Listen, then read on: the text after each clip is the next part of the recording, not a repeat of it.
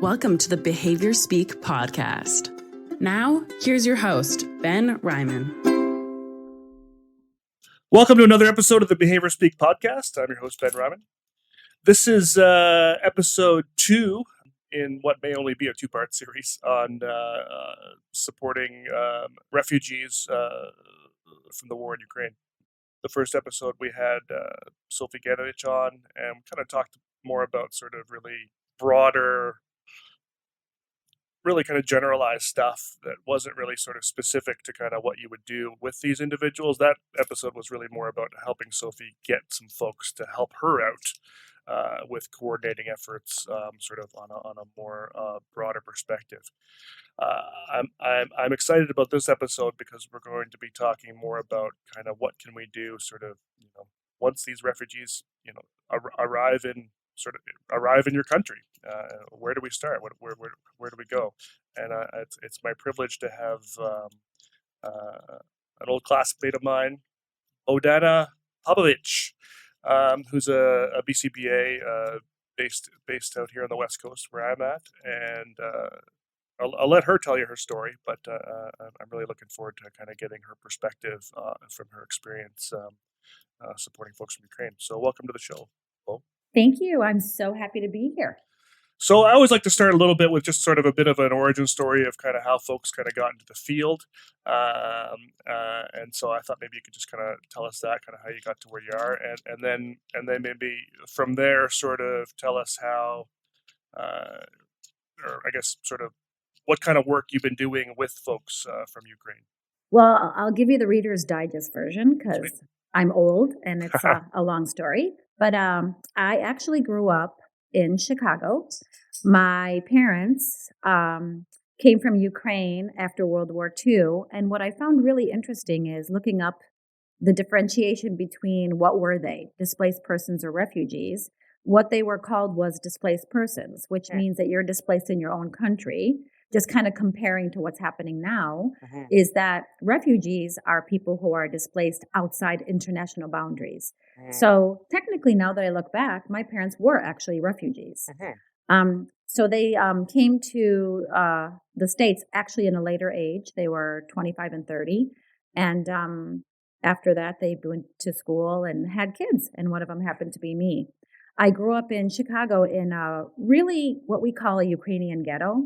When I was little, I thought like everything was Ukrainian, right? You went to Ukrainian schools and you went to Ukrainian commissaries, groceries. You hung out with Ukrainian kids. Ukrainians is one culture that likes to very much stick together. So part of the thing is growing up, I spoke only Ukrainian until we were sent to school. One of the things also with the Ukrainian population and culture is proudly, I like to say that we're very hardy when it comes to work. So right away when I was a kiddo, when there was things that you wanted, you went to work. You wanted a new pair of jeans, you got a job, a side gig. So by the time I was 11, I was working. And what do you do when you're 11? You babysit, right? Not a lot of choices. And one of the things I found in my community was I was always interested in where do people go that have unique learners or unique kids, how come they don't get to go on dates and get to go out, right? Because back then, the children with unique needs, that was more of a hidden population, right? And so that's what I did. I put up posters and talked to people that's who I wanted to babysit because I thought that was something I personally, for some reason, felt much more comfortable with. So that's kind of where my life started. I started babysitting for people or kids or families that had children that were more of had different disabilities or were unique learners. And from that just kind of where my passion erupted. And I started working at camps with unique learners. We used to call them Easter Seals camps back then. Yes. And then actually when I went to college, I was, funnily enough, a PE major, right? And so I thought, I don't really know what I want to do. And I was approached by this amazing woman named Dr. Norma Stumbo. And she's like, you're not going to be a PE major. You're going to get your degree in something called recreational therapy. I've seen you with kids. I know what you do. I see what's going on. And so I said, all right, then. So I became a recreational therapist. From then, my passion even erupted more. And I ended up working well, I should backtrack a little. I ended up working in, again, formerly called institutions, Mm, and meeting people who on paper were called autistic or people with autism. Now, mind you, this is the mid 80s. So you can kind of all out there guess how old I am. But at the end of the day, I was like, what is this? And not knowing at 18, 19, having to work to get through university, what to do, we just made a lot of mistakes with people with autism. I'd be like, well, you want to do your laundry on Wednesday. Why don't you just do it on Thursday? Which was not met with a lot of positivity. Let's Right. just leave it that way. And then I kind of kept digging deeper and deeper, going, there must be a way to connect better. And so that led me to going, after my degree, I was looking around and ended up going to something called a replication site and putting my hand up when I was getting my post back in early education. I went back to school and raising my hand to somebody going, hey, we're starting this clinic and it's going to be doing some replication work of some dude named Dr. Lovas. So I raised my hand saying, great, I'll do that for 25 hours. This will give me a little bit more meat to understanding autism. Well, 25 hours turned into 30 years. Luckily, I was able to work at the replication site for about 12 years, becoming a clinical director and being able to move to different countries and start different clinics. I was so blessed to be able to be mentored by amazing people, which then led me to Canada. Throughout those years, I guess to answer your question about the podcast we're talking about, because of being able to speak Ukrainian, I was kind of the one person people would go to say, hey, we've got a Slavic-speaking person or a Ukrainian person that's looking for services for their kid. Would you be the person that could support them? So that's kind of also allowed me to kind of stay boots to the ground, as we say, with working with the Ukrainian population. Very cool. Very cool. So before we kind of get into, the whole refugee piece, which is sort of the main point of the conversation, I wonder if you could just tell us a little bit about, kind of from your perspective, what sort of the understanding of autism is in Ukraine, and like, is there even, and I suppose we're not really going to talk too much about ABA today, but just curious, sort of what the context sort of is or was for maybe some of these kids before the war. Well, I'm really appreciative of that question because I think that that's a great place to start in understanding what you might see when you meet a family culturally from Ukraine. A lot of the families that I work with and have worked with the last 30 years, and actually one of the benefits I have is I have family, obviously in Ukraine still, and have been able to visit and be kind of aware when I got there, they're like, quick, come with me and come see this child. Is that a lot of families are going to be coming here post-war, pre-war, whatever, without really a lot of cultural knowledge of ABA. I think that we have to respectfully understand is that we've got some major cities like Kiev and Lviv, that there will be people that come from a level of really being computer savvy, having a lot more ability to maybe access services from a bigger city capacity, maybe not even unlike any country. Bigger cities have more stuff, right? But we're also going to have a lot of people that what we call come from the Salah or the villages or the outlining areas, that most of the families, if not all the families that I've worked with over the last 20 to 30 years, until they had a kid with autism, didn't even know what the word meant. They just assumed my kid was, as they would tell me, odd or quirky. Again, coming from a place where when you're living and working and every moment of your life as a parent is working to feed your child, take care of your child, is that when you have a child like that, there's this fear of, oh my gosh, what's my kid going to do? I'm not saying the parent doesn't love their child. They love their child immensely. But the idea of what to do is the frightening part. So yes, they might look for resources or different things, but it might be within people in their culture or their village around them, not knowing. If I'm even right now, when I'm looking at a lot of the Facebook things, a lot of people are saying having to leave my country because of the war.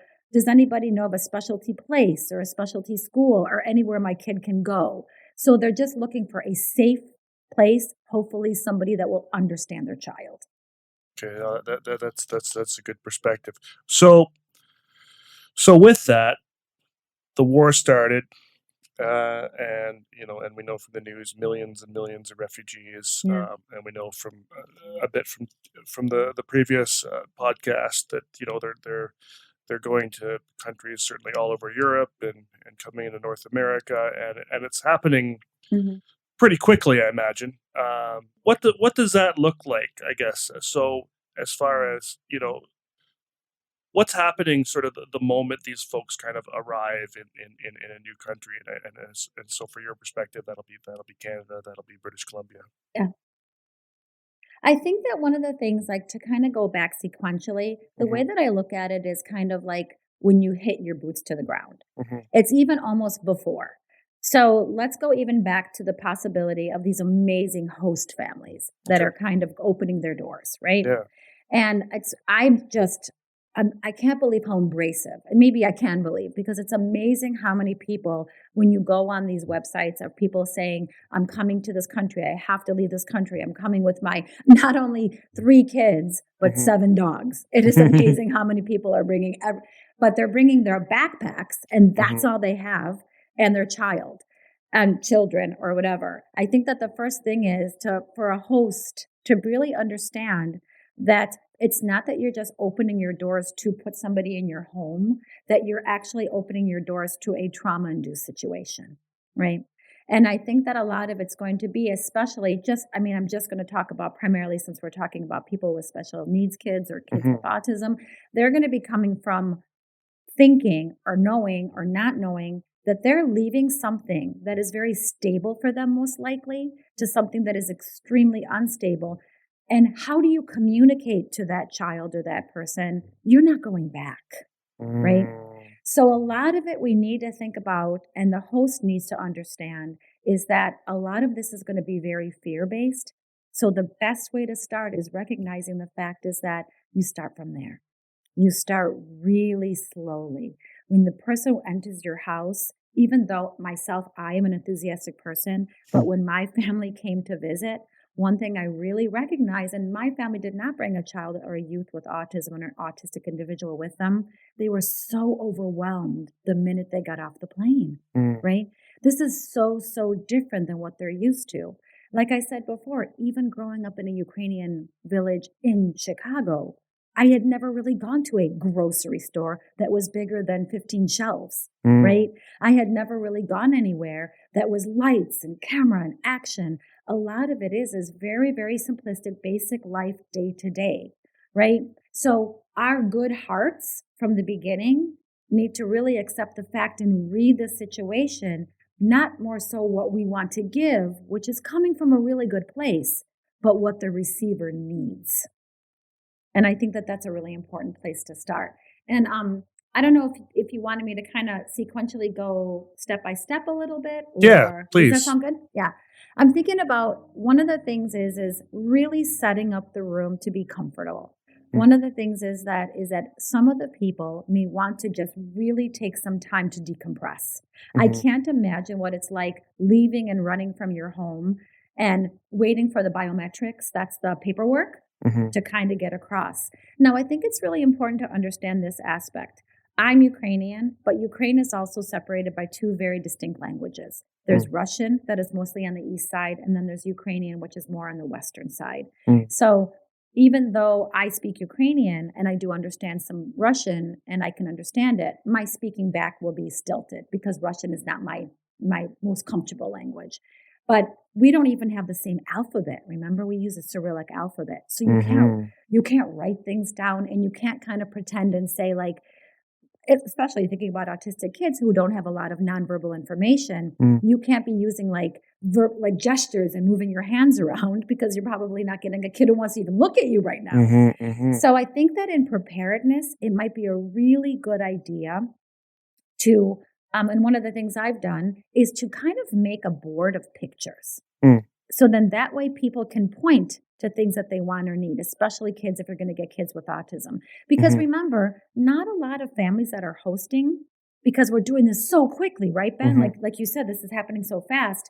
I would say 90+% of the homes being opened are being kind, but have never had an autistic person in their lives. right? So I think these kind of ideas are more for families that are going to be opening their homes, making it quiet, recognizing that these learners are, some may be nonverbal, but even if they're not nonverbal, they're not going to be verbal in the English language. That's huge. And you can't kind of fake it because there's not a lot of words that sound the same. Like head is holava.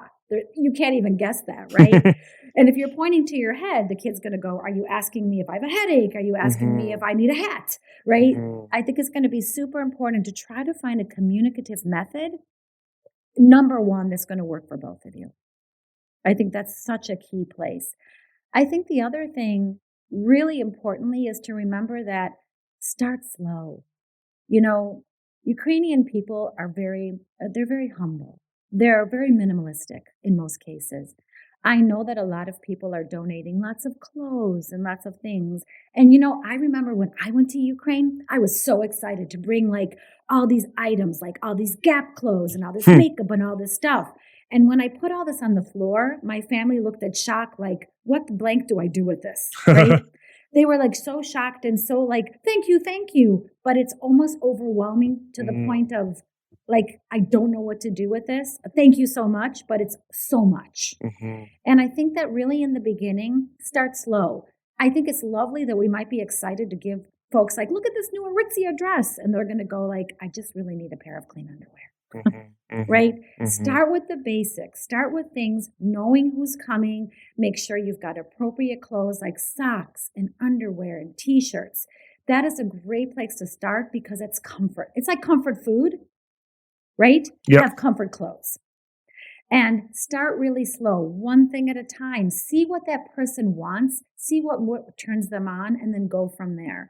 That's a great place to start slowly. Make sure that you've got sanitary things. I know that this sounds really odd and kind of maybe super personal, but one of the things that I've been donating to Ukraine, to packages that we've been sending, is sanitary supplies for women. Yes. Right? A lot of people are coming here with nothing on their backs. And you have to remember that there's a lot of humility in that. There's a lot of, and I don't want to use this word, but I'm going to use it. There's a lot of embarrassment in it because we as Ukrainians are taught from a very early age to be, you work. When I was a kid, I didn't go to like a little camp that was like making flowers. I went to something called tabir. By the time you're 10, you're going to a camp that is teaching you to be a military person, right? So we work hard and we expect our kids to work hard. So there's a lot of like, when the person comes to your house, they're going to expect to be helping you as well. So that kind of communication there might be a lot of oopses, but there's also going to be a lot of like thinking ahead to go, if you just came with your backpack, what don't you have? And some of that is going to be items that are more sensitive. Right? And for me to say, hi, I'm going to ask you for a sanitary pad is going to be maybe not the first conversation that a person's going to feel comfortable with. So thinking ahead and having those things kind of snuggled into a room privately is going to provide them with that little bit of sense of, whew, that may not be the first conversation we're going to have, right? Yeah. So those are the small things that I kind of think ahead of. Knowing that they're going to make a huge difference. That's really interesting. A couple things. Are host families going to know that they're getting a family that has a kid with special needs? That's sort of question one. That's a really good question. It's funny. I've been looking on all these sites, and there's actually a site called Ukrainian looking for like homes with autistic children. And there's actually a couple of sites like that. And it's interesting watching where they'd like to go. And a lot of their questions are looking for a place with specialty schools, have autistic child, very good, very quiet, right? A lot of it is they're maybe saying what they know, but they're also maybe saying something to get a home. Do you know what I'm saying? It's we're not really sure yet. Neither will the host be sure until that person lands in their home what's actually happening. Right? Like I haven't seen one that says, my autistic child has sensory issues or my autistic child is nonverbal. It's really the quick and dirty, right? And so that's going to not set up host families to be 1,000% prepared. So I think you should be prepared for being ready. I don't want to say not for the worst because there's no such thing, but for maybe a child that's not going to be able to be verbal, and making sure that the comfort of the home is prepared for a child to and that family to make sure they have an area that they can go to away from your home setting, right? Because as we know, Ben, right, sometimes that sensory overstimulation means that a behavior may arise and the child or that human being may need to leave someplace else, and that host family may not. They may be like, hey, come upstairs, we got a bedroom right next to ours, because that's all they have. But maybe thinking ahead, if you're going to be a host, maybe it might be a good idea, if you see with any special needs, that might need to be a separate area. So that could be a decompressing place. Do you know what I mean? Yeah, or a absolutely. place to go to. Absolutely. Yeah. And then the other piece I'm wondering about, kind of, we've talked about sort of, having some of those basic pieces and having, like a visual supports in place maybe to sort of help with communication. What sorts of things do you think host families sort of will need to know just about the rest of the family? So like mom and dad, sort of that sort of thing. And you mentioned that one piece about the being sort of having that strong work ethic and kind of wanting to help out. And I could see a host family saying, no, Yeah. you let us do it all for you, and so on. Yeah, well, I really appreciate you touching upon that, because I think that that's a strong value that's going to really need to be addressed. When my family comes, what I did was, when I was still living in the States, we would host, you would get a work visa, and we would host our families. And this is just a funny story, but I think it's a great analogy. So we would host our family to come to work for 3 months. Now, mind you, please remember, and I think we all need to remember, that what a regular job in Ukraine, an example is my cousin is a forester. Like, what's another word for, what I mean? Works in a forest and tells people what to do. And so he makes about $50 a month, right? So when he came, I got him a job in America for 3 months, and he came to do roofing. Well, he was able to make $3,000 over the course of like 3 months, right? And that doesn't seem like a lot of money, but for him, that's 4 or 5 years of work, right? So he was working like a dog, right? So when you're working on a roof, you're putting tar and things like that on the roof. So he's on the roof, not speaking any English, right? I got him a job. All of a sudden, I get a phone call. It's 100 degrees outside. I was living in Wisconsin at the time. And the guy's like, hey, talk to your cousin. He won't get off the roof.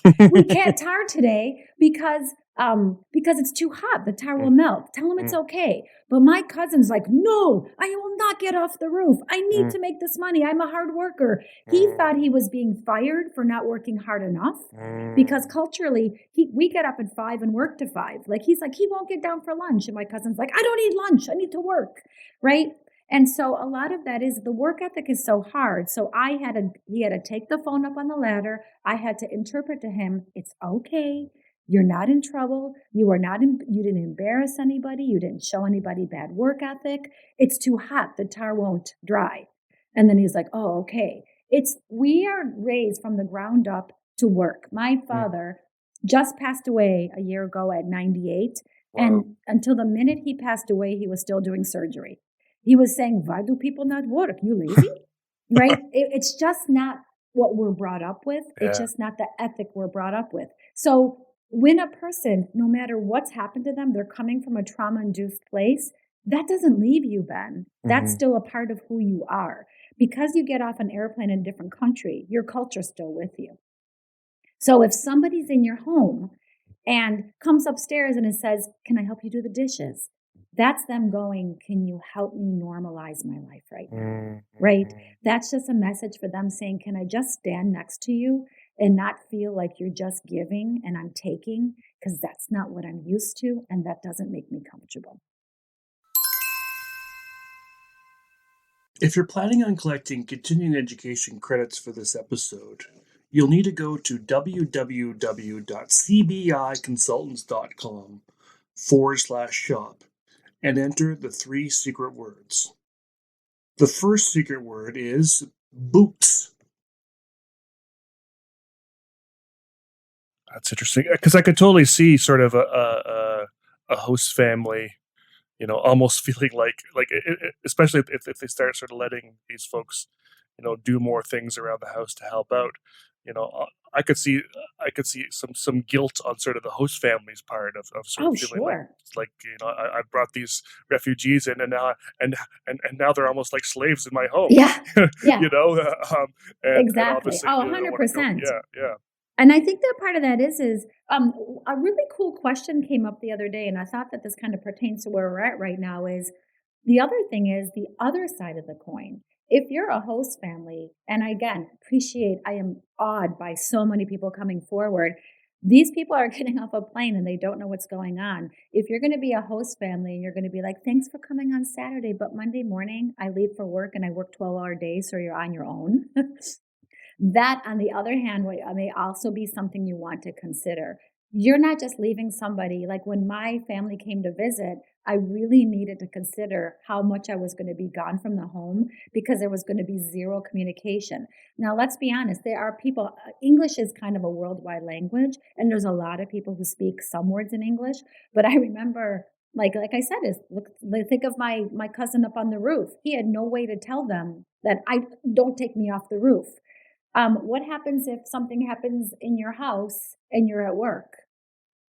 That's like something else too. What if that family becomes fearful? What if the family needs something? They're not going to get out and walk in the middle of Vancouver when they lived in a town of 150 people they knew. My family's from a place called Rakobute.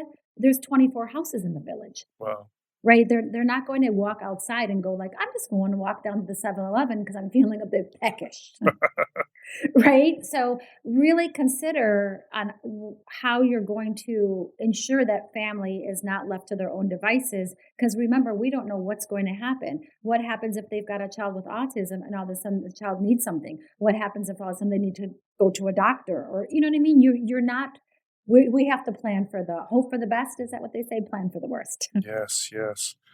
Um, we were kind of talking sort of before we pressed record about sort of how unregulated all this is around host families taking in folks, and Yeah. I mean we've seen sort of similarly, just in the early days of the war, and I'm sure it's still happening. The hundreds and hundreds of people from different countries, driving their car across Europe to Yeah. go pick up families, and well, on one hand, that's certainly a wonderful altruistic gesture. On the other side of the coin, that could be really dangerous for these folks. Are there kind of concerns there, even kind of coming into Canada? Yeah, you know what? Again, a really good question. And I don't want to take away from the fact that I am, again, blown away with the amounts of people's reaching out, people calling me and kind of wanting to host families. I think that's something to consider. And I say this again with a grain of salt, not taking away from goodness of people, but not everyone is good. Yes. Right.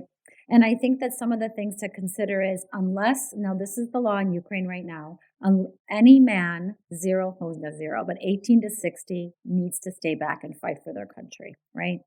Unless you have a dispensation. And the dispensation in many areas is if you have more than 3 children, if you are a single parent, right, there's no mom with the kids, and if you have a child with unique or special needs. Now, remember, a lot of people, we talked about this in the beginning, don't have papers. Like I am now right now working with a family coming over that they have told me their son is autistic. And so they have reached out for my help. And I said, what papers? And then they're like, what do you mean what papers?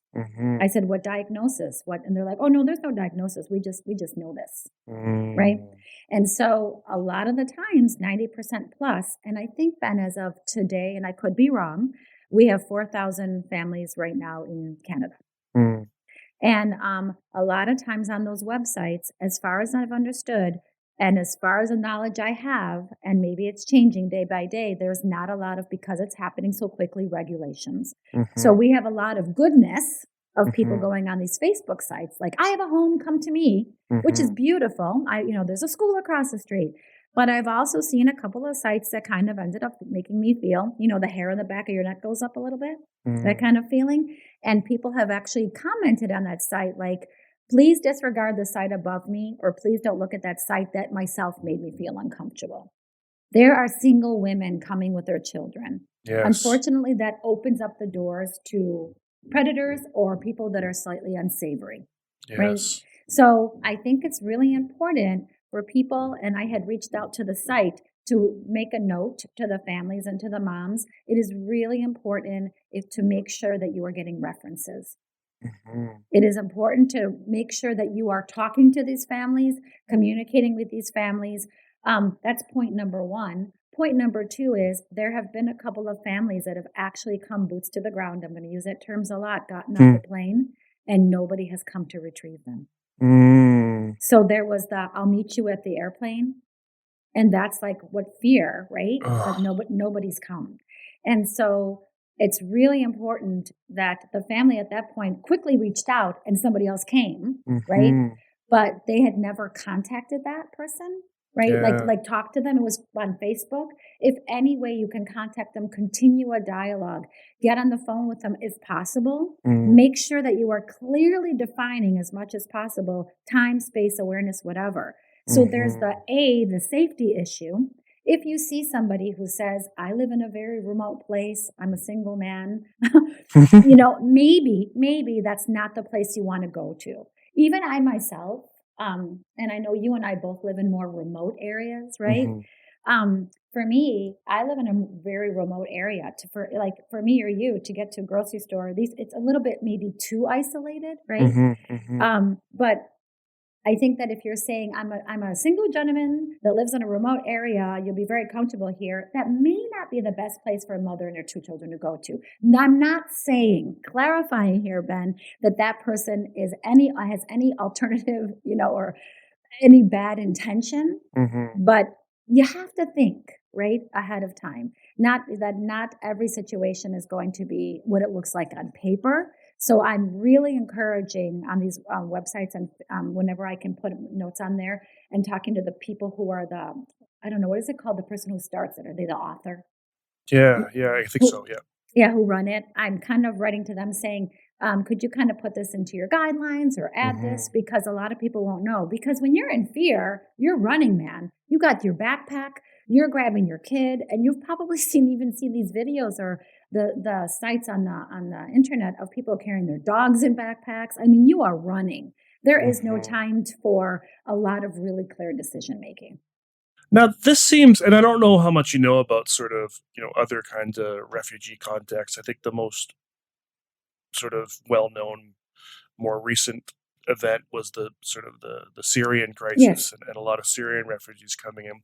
I just know sort of from my personal experience, I live in one of those maybe potentially sketchy contexts you were referring to, and we had thanks for being honest about that. Yeah, we had a wonderful a group of it was through I think the local church, and a wonderful group of people got together and did a sponsorship of some Syrian refugees, and they came here, and the whole family came, and it was wonderful. And it took a long time to get them. It was quite a process to go through. And eventually they came, and they were supported, and soon after they moved, I think, to the Lower Mainland because they had some family there, which was perfect, and it worked out really well. But there was a lot of process and red tape and whatnot to go through. It sounds like there's none of that right now here. Is that what's happening? Is it because the crisis is so dire, the government is sort of waiving all of that red tape and just letting everybody come in? Yeah, I think that's a really interesting question, and I'm trying to educate myself as much as possible on that. And this is how I see it, and how I believe it is. So the refugee status is opening its doors, and what happens is you have to go through a biometrics or a system. I can't remember the letters. I think it's CUET. Yep. And the paperwork that they have to go through to be able to get entrance into Canada. Once you're here, you are you can claim refugee status for up to 3 years. It used to be 2, but I believe they've upped it to 3. And I think what happens is people are cautioning that you either take refugee status, which means there's a very strong possibility that after 3 years, you are then sent back to Ukraine. During that time, I believe that you can also, if you're able to, kind of like everybody else, Canada's really interesting in that way, isn't it? I believe we're the only country in the world, because I have friends trying to immigrate here, that no matter what age you are or whatever, you've got to go through the IRCC papers to be able to prove that you can work, and also not taking away somebody else's job that's already in Canada, right? So I think that part of it is either you are a refugee or you will apply for moving forward what's called permanent residency, right? And I think that that's going to be really interesting, because I think while you're on refugee status, as far as I understand, you will be just like everybody else on a quote unquote work permit. You can work, you can access MSP, and you can access school for your children. Remember that I, myself, as an American, came here 21 years ago on a work permit. Same thing. I had at that time 2 kids, and then I ended up having a third one who's a Canadian. But when you need to have all that paperwork to access school, to access MSP, just imagine all these things again on your plate that you didn't understand. So I think that that's where it's going right now. 3 years, or you can access. Now, again, I'm going to assume that the people who are going to be accessing, I guess I have a lot of assumptions. Mhm. One is people who are going to be accessing the IRCC or paperwork to become permanent residents are the people that are coming with predictable jobs. Like, so on the websites, people go, I am a doctor, I am this, right? So I think that a lot of people are like, great, I know somewhere you can. But remember, even when you come here to be a doctor, you can't just be a Ukrainian doctor coming here. You've got to come here and redo your paperwork and redo your schooling. It's not as simple as getting a job that nobody's going to be like, there's a clinic looking for a doctor, right? There's a lot of stuff you've got to do before that. It sounds beautiful and easy, but it's not. There's actually much more red tape, as you said, to jump through. On the other hand is if you're watching, and if anybody who we're talking to today, I know you have been watching what's happening in Ukraine, it is being completely and totally destroyed. The Ukraine that we saw 4 weeks ago, especially the bigger cities of Kharkov and Kiev, and Mariupol, if you've seen, there is going to be a rebuilding. How do you rebuild 13th century churches? How do you rebuild all the hospitals, all the schools? If you are on a 3-year refugee and you go back, what are you actually going back to? And we're wondering, like, too, is that you're not going back to, who knows if your home's even going to be there? You know, that was what my parents were. My parents were displaced, and they were displaced because their homes were no longer there. There was nothing for them to go back to. And somebody asked me recently, how come your parents never went back? And I said, back to what? Right? We don't even know what's going to happen day to day. So these people are not only coming here, leaving their country that they did not want to leave from, they have zero idea if they're going to go back. So they have to go, do I start making a life here? Do I start? You know, what do I start doing here? So if it was me, I would feel relatively paralyzed, right? As a human. So I think it's going to take at least 2 to 3 weeks for them to at least acclimatize with understanding some of the basics, like how to get food, where's the little grocery store. Like you and I were talking the other day, don't take them to Costco. You know, don't take them to Safeway. Those are things that many of the people, especially from the Salar, from the villages, haven't seen. Start small. Be very, very, very cautious and very, cognizant of the fact that all these things are going to be scary. You know, nobody's going to want to go like, well, I got my boots to the ground, I'm going to go to work, right? A lot of it is a stopping slow. And a lot of this is also going to be maintained by the fact is that neither you nor I nor they know where this war is taking us. We're going day by day. Like right now, all we see is this destruction. We don't see anything about where it's going to end. So some of these people are also going to be grieving then, grieving what they've lost, not just fear, but grief. And being paralyzed by the fact of not knowing. And the other big part of it is we have to please remember that a lot of these kids and families have no idea when and or if they're going to see their dads again. Right? So imagine taking all those emotions, and our biggest thing is going to be like, hey, you want to go to the grocery store? And they're going, could you just leave me alone? Just give me like a little bit of time. And I think that we have to also be very respectful that if somebody's quiet or somebody just needs time away in their room, that there has to be a way to communicate that, because we as beings are social, right? And the way we make people happy is by making a big dinner and food and comfort. But sometimes for them, that might just mean if I don't come out of my room for a day, it's okay, right? So all of that needs to be communicated and taken into account. And then I think one of the things I know that you and I wanted to talk about is like Mhm. what happens after that when school is kind of over. I mean, break is kind of over, and now you've got 3 kids that you've got to walk over to school, right? Mhm. Mhm. Yeah. And we'll get to that in a second. I'm wondering about, like, I think a lot of these refugees are probably going to come to probably bigger cities more likely than smaller ones. Yes, Just I I think would that's assume. just seems to be the case. That's where the airports are, and so on and so forth. And do I've heard that Canada in particular, and I think we have a lot of Ukrainian folk in Canada. Is that Yes, right? Yeah. that's true. Are there? Would it be helpful to sort of like? I mean, I'm sure a lot because of that. A lot of the host families will be Ukrainian, and that'll be wonderful. But there'll be others that aren't. Are there usually in the bigger cities like a Ukrainian community that you can kind of go to that might Yeah. be sort of supportive? Like maybe that's where you want to start, like when you're taking them out and that sort of thing. You know what? I love that question. Thank you so much. I think that that's like really kind of leading into what would be the most helpful. We do have large Ukrainian populations in Toronto, Saskatchewan, and we actually do have a large population also in Vancouver. And I'm going to be brutally honest, and we've talked about this before. Vancouver is extremely expensive, and we know how Yes. hard it is to live here for any individual. And I think that people are slowly starting to figure that out. Unless you have a family member, the people that I have been connected with here in British Columbia are coming to family members. So they're coming to more people that they know of. A lot of people are looking and have been guided by that website to go to the towns that are a little bit more Ukrainian based, and maybe not as more economically feasible. So it's interesting too, is a lot of Ukrainians have been reaching out that are also French speakers, and French is a more dominant language to them than English. And they're kind of looking into, like, obviously Quebec and Montreal area. The only issues, again, people are saying, if you're coming out here, remember that if you're going to be going to school, it's going to be French speaking schools. So I think that people are starting to really figure out when when this started 4 weeks ago. Can you believe we're a month into this?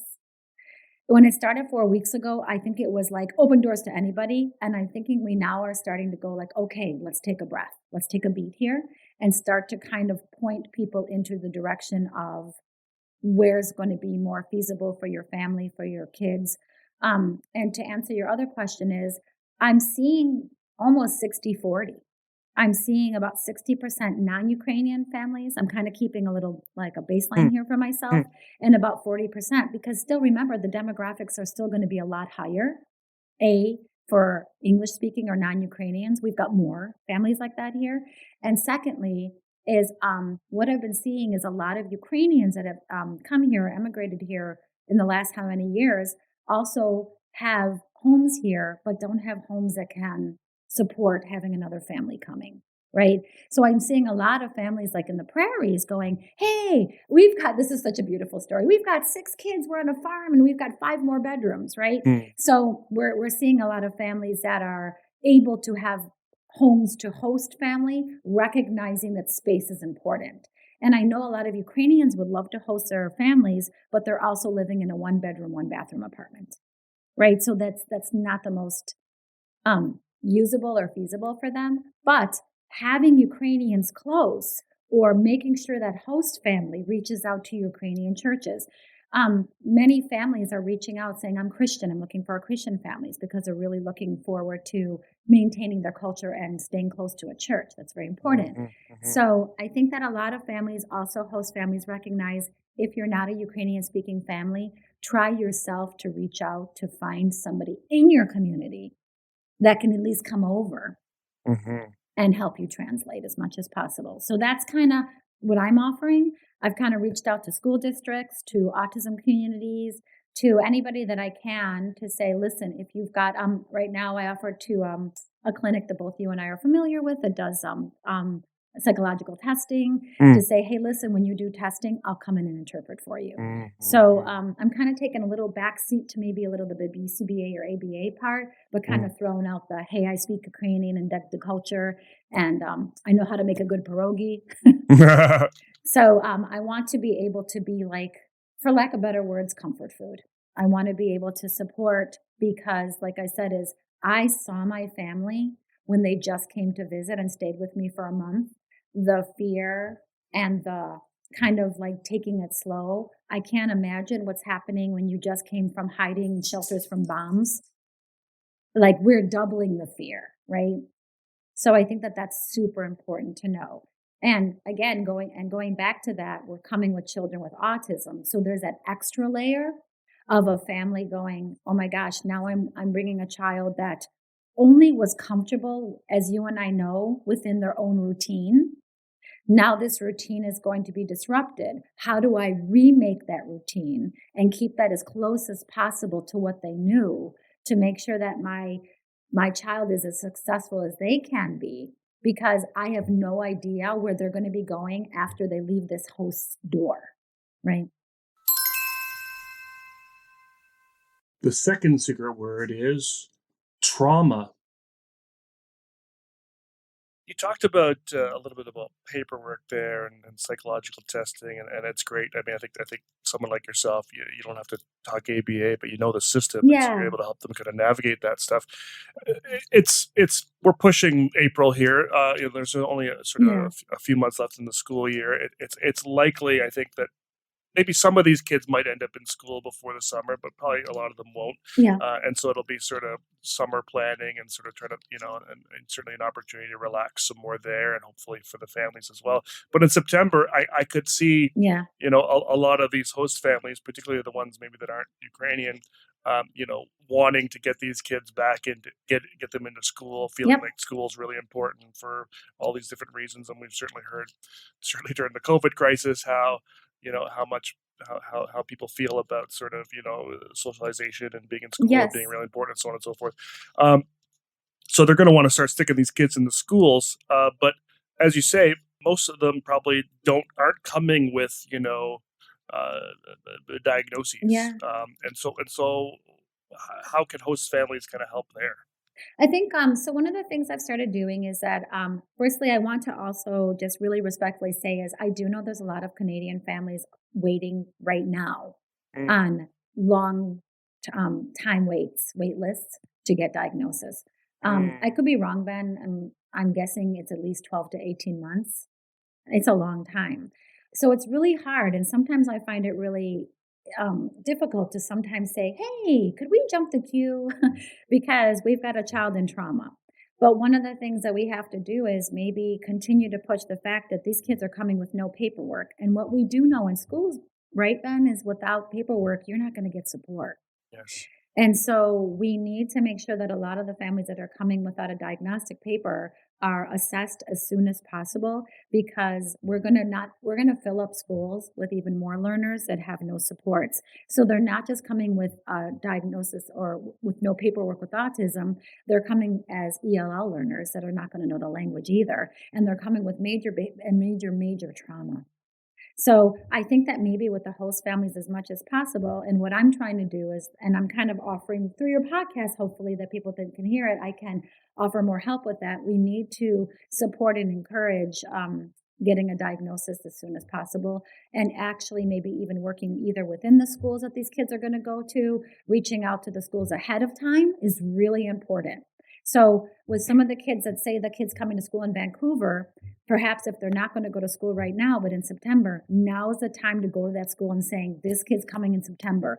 Is there any way to get psychological testing within the school by your school psychologist? If not possible, we need to reach out to the psychologist and to the areas that we know here of any psychologists to say, listen, this kid is coming. Can we put him on the wait list right now? We will take any cancellation. Then I am not opposed to begging. Right? I think that the thing is like we have to do what we have to do, also recognizing that there's multiple kids here also waiting for diagnosis. So there is not an easy answer to this, but I think that if it's kind of like if you don't say it, it's not heard. So we've got to get out there and make sure that these kids get as much fast diagnosis as possible. Because again, when I went to Ukraine and visited family in the Chernobyl area, they would say like, oh, hey, can you come see my kid? And again, we're talking about what we think people know to what people really do know. And I would meet young people that are 18, 19 years old that worked on the farms. They would come out, work on the farms, and then their families would take them home to their room. And many times, for safety, they would have to lock their doors, and they would say, this is what we do. We work on the farm. This is all they know. And then this is what they would do, right? How are you going to reacclimate those young people, right? And I'm talking mostly, I would see adults at that time, but we're talking about, I do work with quite a few young people right now. I think on my caseload, I've got 4 or 5 Ukrainian families at the moment. But we started these kids when they came, knowing there's some problem, they came 3-4 years ago when the children were little. Some of the kids right now that I'm working with are coming here without paperwork that are 13, 14. Yes. And that's, as you and I know, that's a whole new ball game, because you're coming with 13, 14 years of skills that worked for you in that environment that are not going to work for you in this environment.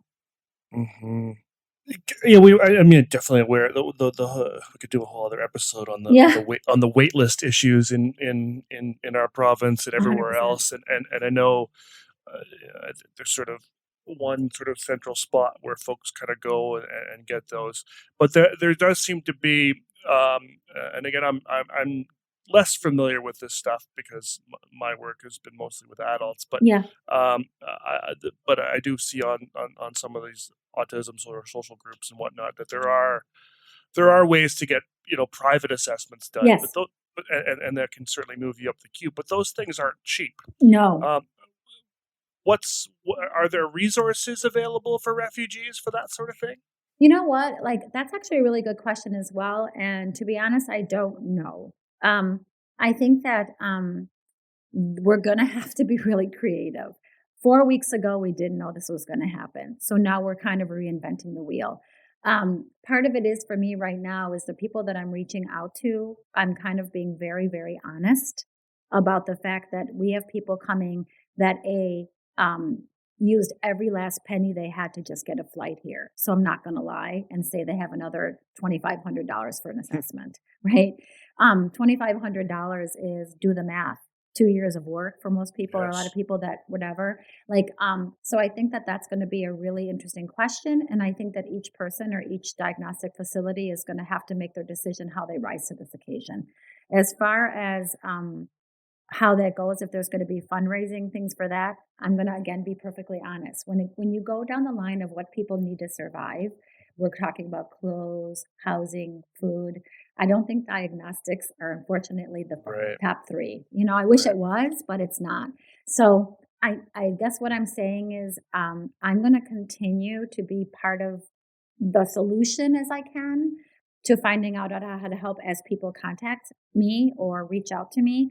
Hopefully I can support as much as I can, knowing that A, I know ABA, and B, I know Ukrainian, and C, I had to live the culture. So hopefully those 3 things can help.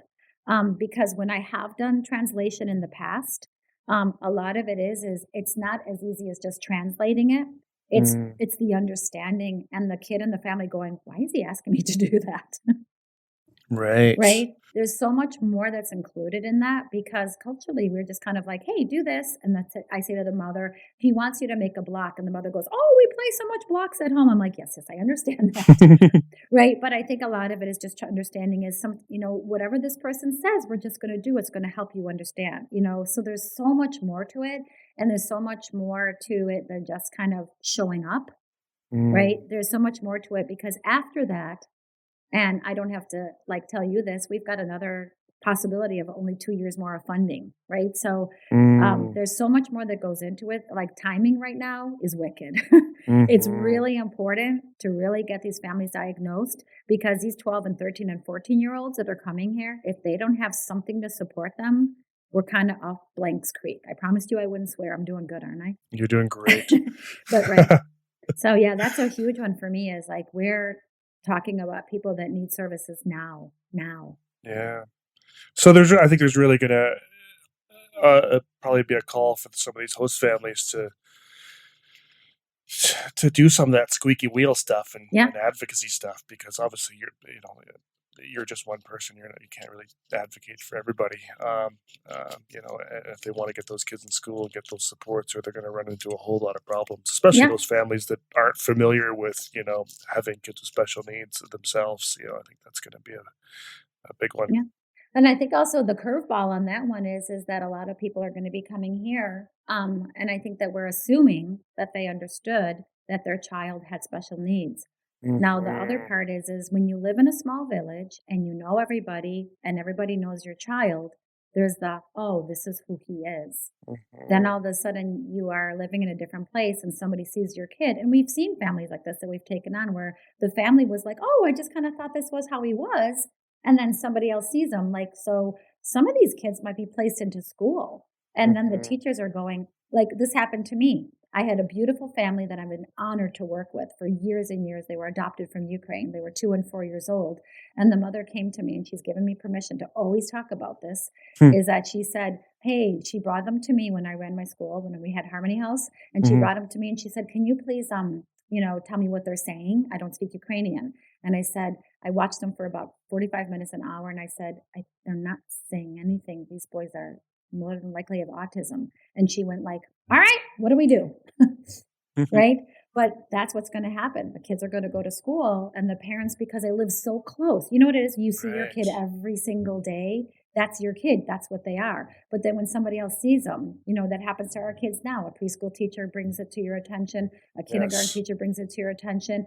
These kids are going to be going to school and we're going to soon find out it's not just language. So we're going to have kids that are coming, the parents want help. And then we're going to have kids that are go to school and then they're going to need help.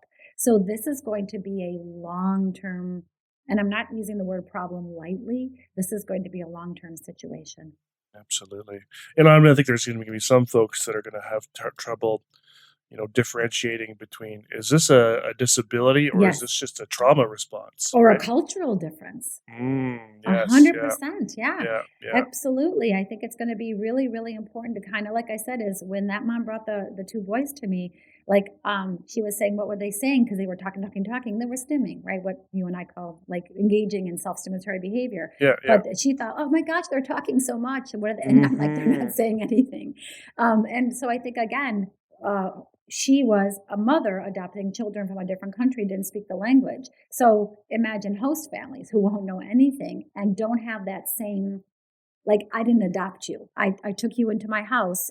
And the host families are also assuming, is this for 2 months or 3 months or 6 months? Mm. Right? There's going to be so much of this. And so much of it, what happens when the host family goes, hey, we've got 4 kids. And when your child's engaging in negative or behavioral issues, this is now becoming disruptive. So, I mean, like you said, this could be 5 podcasts because I think, not to be so bold, Ben, but I Mhm. think this might be a podcast that we might need to entertain in 2 or 3 months' time again to see what's actually happening. Absolutely. I'm into it for sure. Yeah, yeah.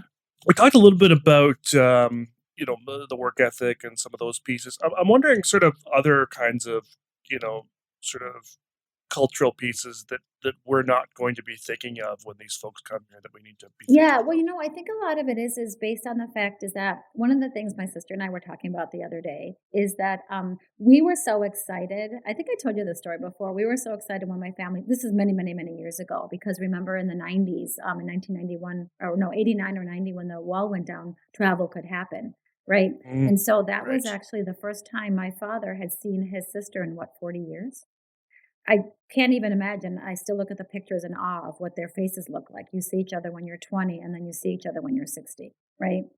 And so when they were able to get off the plane with nothing, they had a paper bag and then they're hungry, right? So we're like, oh, let's go get, oh, I love Indian food. And they're like, what? Or I love Italian food. And they're like, pardon? And so what we needed to culturally understand is that like, it's really important to make sure that the first thing we did when we got home is we actually made food together, right?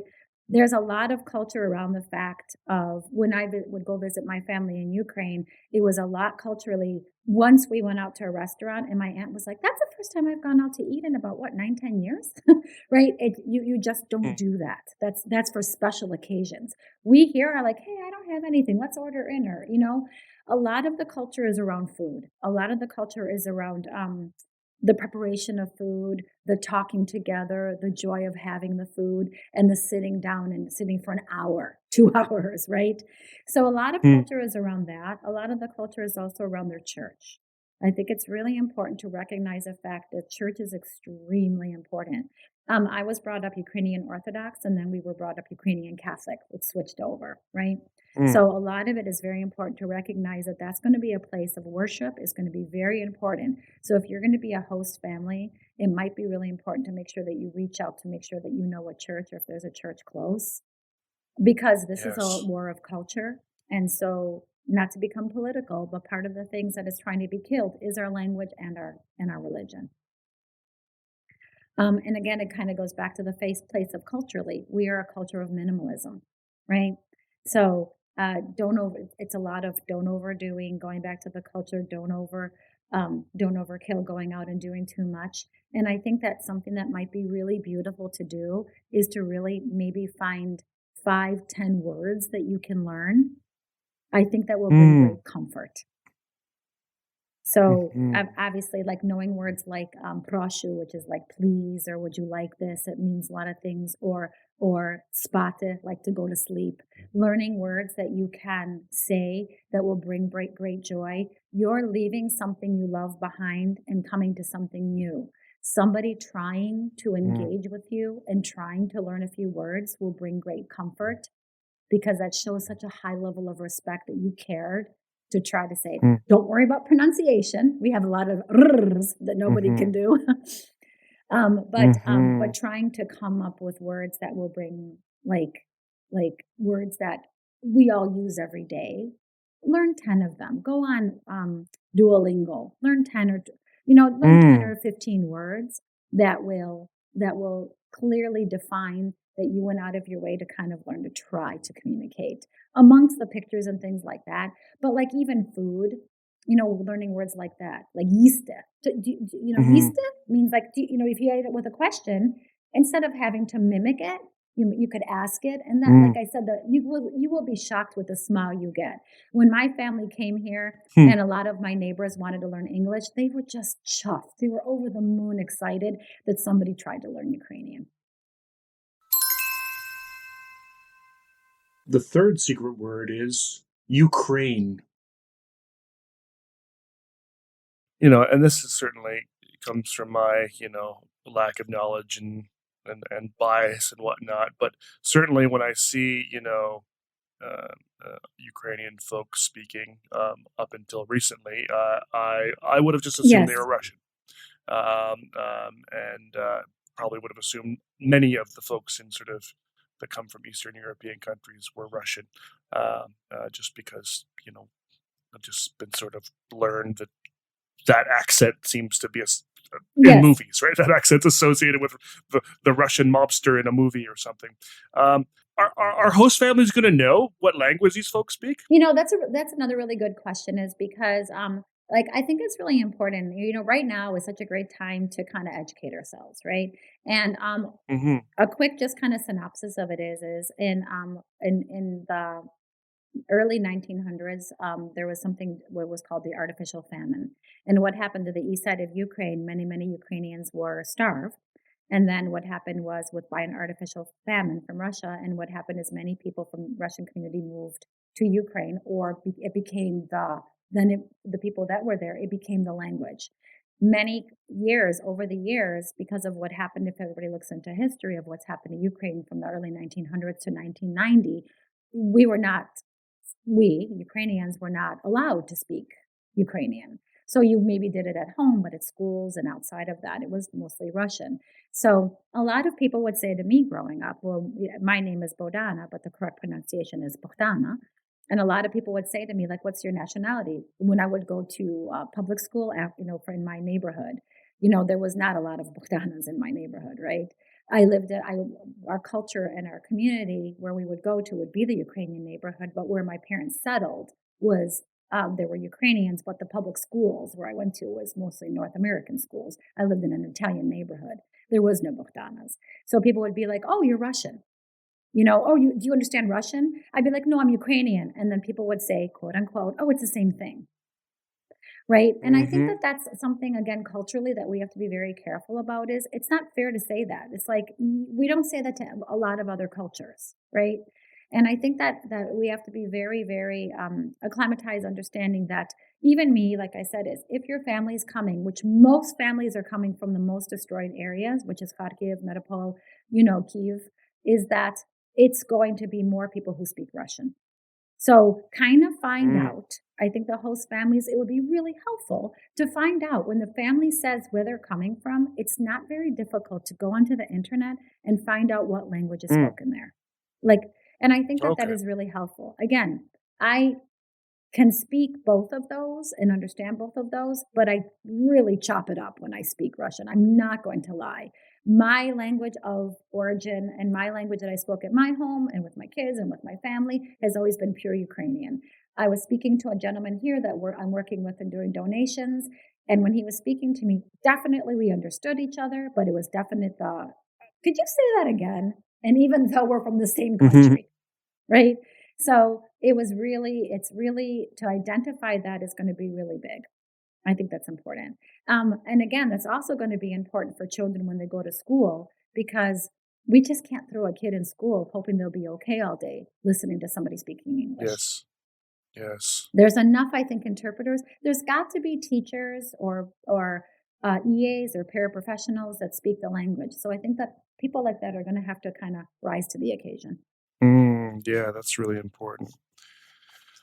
And I think even you talked at the very beginning about things like there's some of these sort of picture boards that are out there now and you shared a couple, and I've seen a couple other ones that have the picture of whatever you're doing, and they have sort of the English word on the bottom and then the Ukrainian word on the top.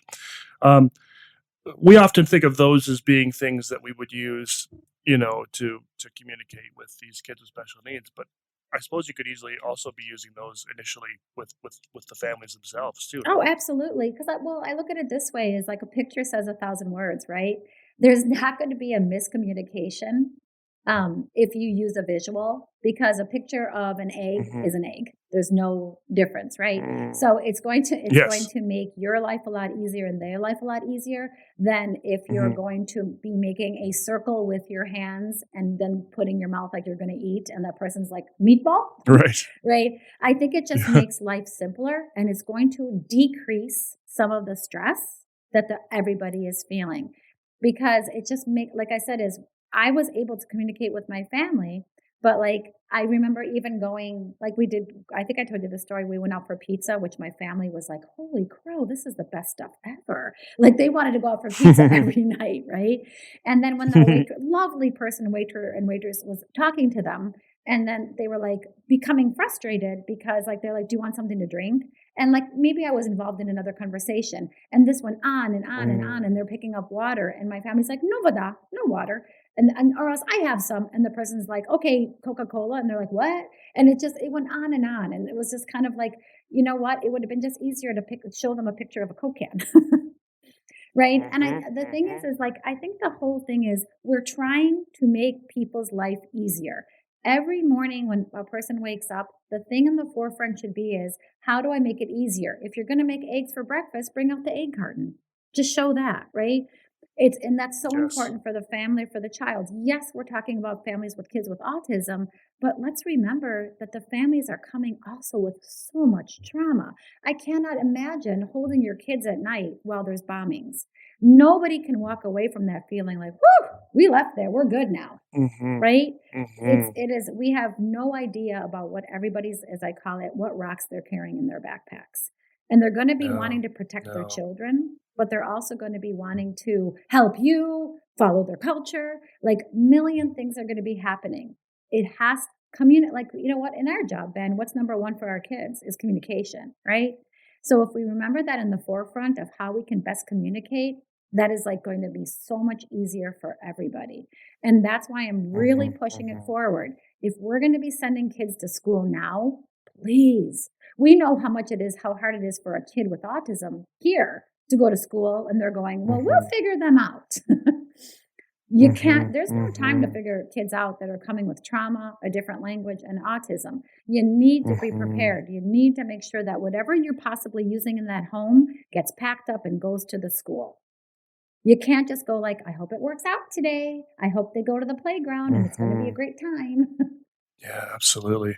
And that, again, and I know we're not really talking too much about the trauma piece here because that's not necessarily either of our Expertise. areas of expertise. And certainly when it comes to war trauma, I've actually tried to look into getting a guest on, and I talked to sort of one researcher in Egypt, actually, who's done a little bit of work with Syrian refugees and that sort of thing. But even she said to me that there's really no one doing specific work on sort of childhood trauma, children with special needs and trauma during sort of wartime. And so it's a pretty new thing for a lot of folks. But I would imagine, just sort of from a more obvious kind of perspective, just even things like, like even a car, maybe rear-ending another car, could immediately take someone back to those early moments when the missiles started firing,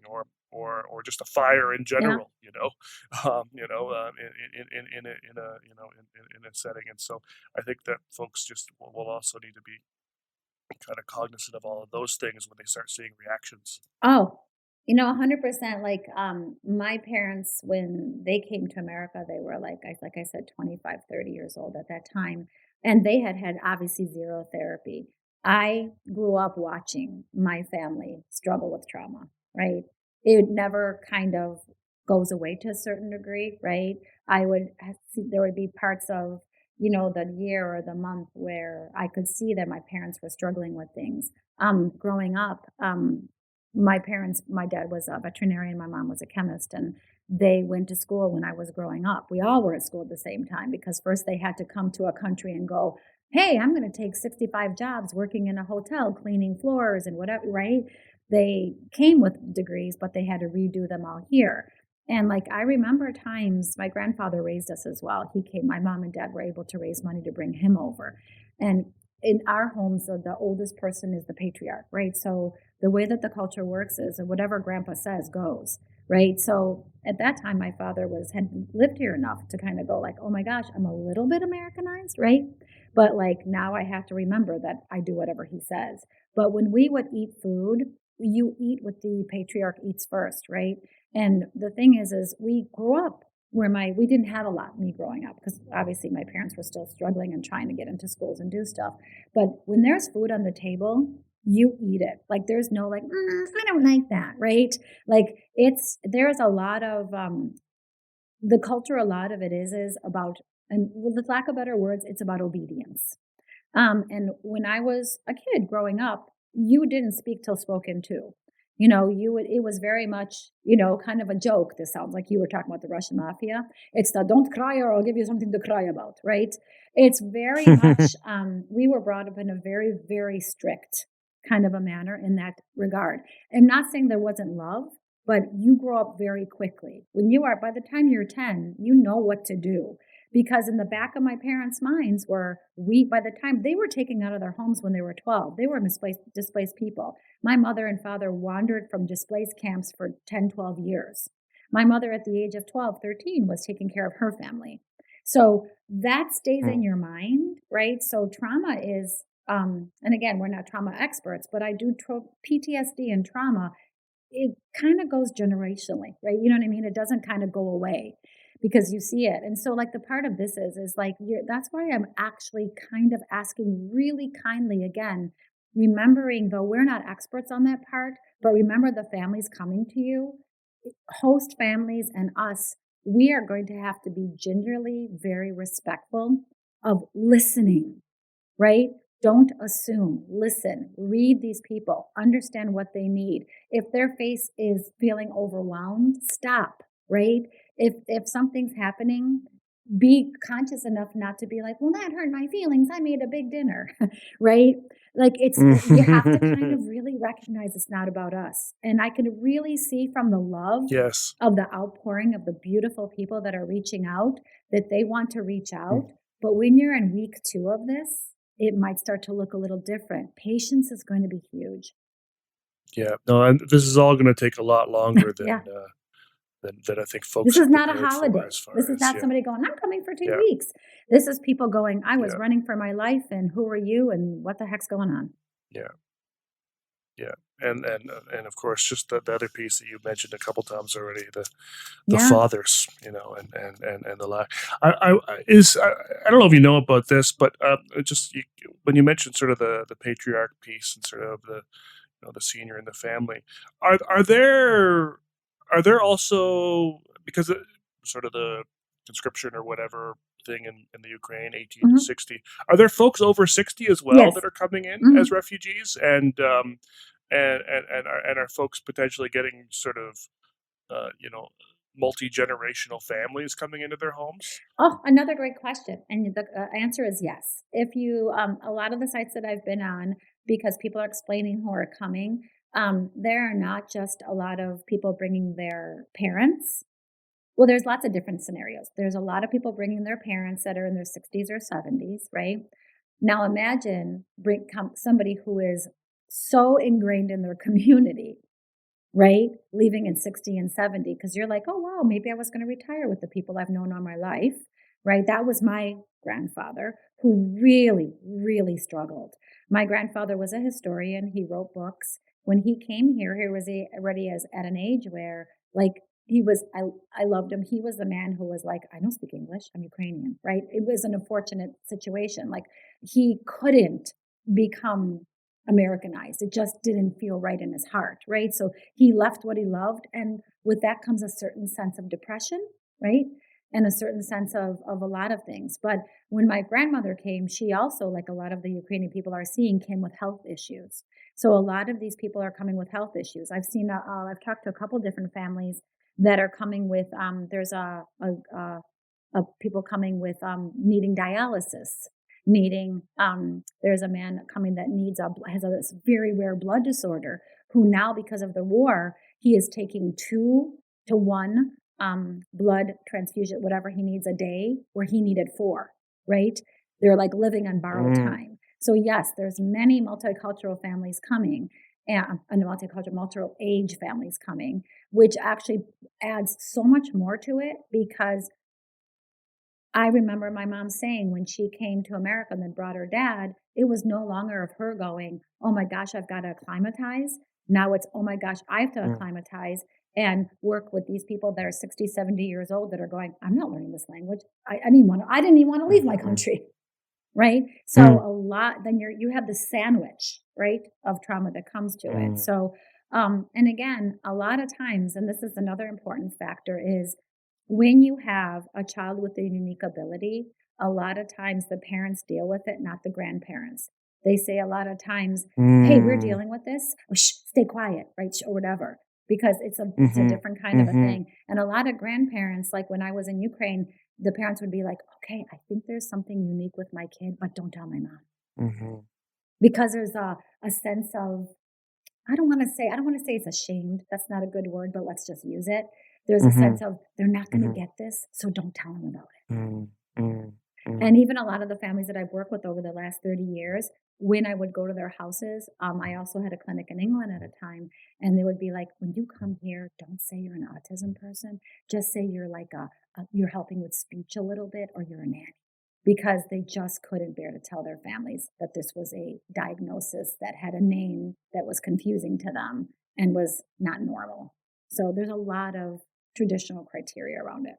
This isn't really specific to refugees, but I'm wondering, before we Yeah. kind of wrap up, if we could just touch on sort of, because I think it'd be valuable for folks.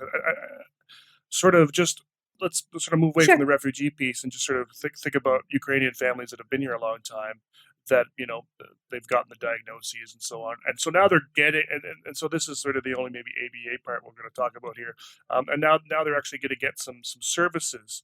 Are there some pieces that I think that behavior analysts, or really just any professional, I suppose, that's supporting these kids, needs to sort of take into account, that's going to be different from working with other families? I think that every culture obviously comes with its differences. I can obviously only speak to mine. I think a lot of it is being Ukrainian, there's a lot of respect when a professional comes to your house, right? There's a lot of, oh my gosh, this is somebody who's coming with so much great knowledge. And I think that there's a lot of people will be so respectful. They want to ensure that you are honored. That is huge. And I think a lot of it is, and you and I talked a little bit about this, about how there's different lines and areas of crossing and not crossing, whatever. But when you go to a Ukrainian house, a lot of times, again, going back to what I was saying with comfort and food, there is a huge amount of, when you're going to be talking to me about my child or whatever, we're going to sit down over a cup of tea. I'm going to have to understand what's happening, and I'm going to be honoring you and your knowledge, right? A lot of the time, then after that, what happens is Ukrainians will process. We will process what we want to understand and what we want to take from that. And from that, visit by visit by visit. Remember, because a lot of families, zero. If you see a doctor in Ukraine, that's a big deal, right? They will be like, and you're coming next week again? Right? So a lot of it is going to be based on the fact of overwhelmment. So take time to develop that trust. Take time to let that person know that you are on the same page with them, right? Take time to know that it's going to take 3, 4, 5, 6, 7, 8 visits for the person to go like, oh my God, you keep coming back. You promised it and you're actually doing it. Because that's going to be something unheard of, right? Nobody in the villages or whatever, maybe in Kiev, I don't know. I'm ignorant of what happens there. But when I came to families that I work with here, and I'm like, hey, can we book for next week? And they're like, for what? And I'm like, well, I'm coming back. Oh, you will not only see me once a year and tell me what to do. Even the families I work with now, and I'm like, hey, can we Zoom next week? They're like, do you have time? Are you okay? I'm like, yes, of course, this is my job, right? So don't be alarmed by their expressions or their going like, this is crazy, right? But know that when you come there, you will always be met with a cup of tea or whatever. You'll be always met there with they want to make sure you are comfortable. Accept that. Accept their humility. Accept that, because when you do that, that will put them in a much greater ease to be able to reflect with you, because you accepted what they give you, because they're thinking, oh my gosh, you were giving me this. What can I give you? We have to meet in the middle. And I am always honored by the families that I work with. They will always ask me, how are you? How is your family? It is, that connection piece is really important, because they have to feel that they're a part of this to be able to accept what you're going to give them. And also then culturally is a traditional ABA program, as we know, we're just going to go back to a very tradition of going to do discrete trials, whatever you're doing. A lot of families might struggle with that because it won't make sense to them. They're going to want more of to a certain degree. A lot of my families wanted more of a PBS model to understand how to engage their child in certain behaviors, right? So it's going to be really important to find out what they need and what they want, which I think is the appropriate model, as you and I have spoken, for any family, right? We need to not be an expert model. We need to be a listening model, and to really clearly define and find out what that family wants, but to also clearly remember, when you're going in there, you're building a lot of trust and you're building a lot of connective values, because it really is going to be maybe past what some people feel comfortable with. Like if you have an hour session, but the first 10 minutes you're having tea and they're talking, that is so important, because if you skip that, you're kind of sending the message that I really don't care about what you want to talk about or culture, right? It's because we're kind of taught to kind of, don't take that cup of tea, but that family's going to go like, you're not taking my tea, right? So culturally, again, speaking only to what I know, even though I'm an American Ukrainian, I will never go to somebody's house without cookies I baked. I will never go, if somebody comes to my house, I got that kettle on. It is never that you come to my house, because that's maintained with me, and it's a huge part of who I am as a Ukrainian American or Ukrainian Canadian. Double that by somebody who's been doing that their whole lives. So please don't skip steps that make that person feel like they are worthy of you being there. And we talked sort of before the interview about how it's likely we're going to come home with pierogies. Yes, you are. And so we have to be willing to sort of accept those things every time, even and regardless. And I know there's been some Yes. won't get into, but there's been some sort of ethical sort of code pieces that sometimes make that not possible. I think some of those have been gotten a little more flexible of late, but whatever. Should we also be doing the same? Like, should we be doing what you're doing and baking some cookies and coming in and that sort of thing? Or is that helpful? Or is that sort of more because you're Ukrainian, you do that? I think that that's when I do, like, a lot of times, not only with my families that I work with, but just in general.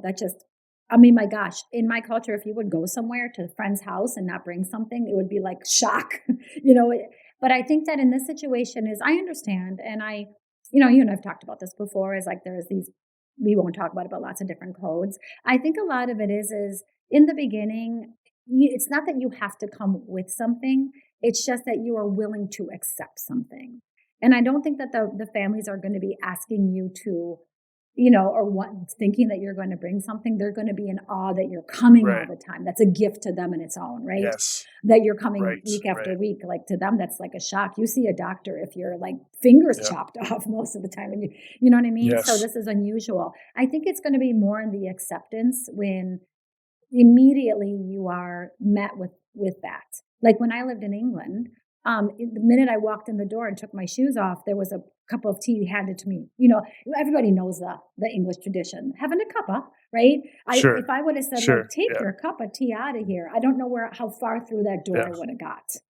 Now double that by 10 by people who came with nothing in their backpacks, nothing to give you but a cup of tea. Imagine going, no, thank you. They're going to go, so you are not accepted. You know what I mean? You're not going from a level playing field. That's already making that person feel like are you doing me a favor? Right? And that kind of stuff is something that we have to put to the forefront in our field, because by them giving me a cup of tea doesn't mean that I'm going to do any better for them than I do for anybody else. It's just allowing me to put them in a place of comfort, to put them in a place of trust, and just to be like, that person goes, whew, okay, now we can start this dialogue, right? Yeah, accepting that tea is accepting them. So absolutely, 100%. Beautiful way of putting it. I think this has been really good. Is there anything that maybe I haven't asked that you just, any other information that you think would be good to share with folks? You know what, and thanks so much for doing this, Ben. It means a lot to me as somebody from a Ukrainian background. Obviously, I'm so overwhelmed by, the people I've talked to, et cetera. I'm also very aware that we are not the first culture that has been misplaced and displaced, and you know what I mean? And so I can only speak to what I know. I'm very humbled by the fact that many, many cultures, I work with many Syrian families and have been humbled by working with them. Like I said, I'm coming from a place of what I know. And I think that we've touched upon the fact is that I think the big part is humility. And I think the big part is trust and patience, and recognizing to start from the simplest form and work your way up. Remember that what we want to give may not be what people need. So reading people, I think, is going to be really important. And I'm hoping, Ben, that maybe we can continue to have this dialogue, or you and I can continue talking once we hear more, and maybe resume this in a couple of months and see where we're at. This will be kind of cool to see. I'd love that. Cool to see where we're at. But for now, I'm just super appreciative that you took the time to meet with me. Absolutely. Well, I've been happy to have you, and I look forward to doing it again soon. Sounds good. Thanks again, Bo. All right. Take care. Thank you.